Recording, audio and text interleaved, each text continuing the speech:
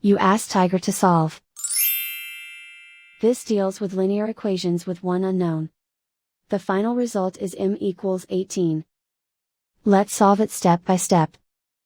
Simplify the expression. Expand the parentheses.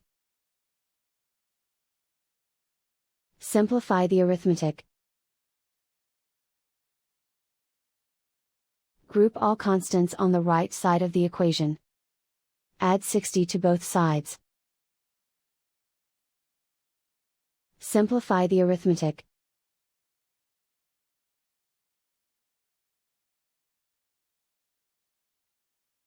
Isolate the m. Divide both sides by 4.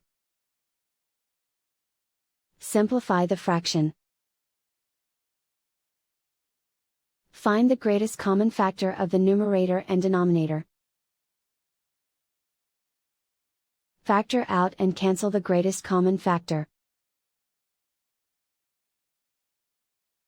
And so the final result is m equals 18.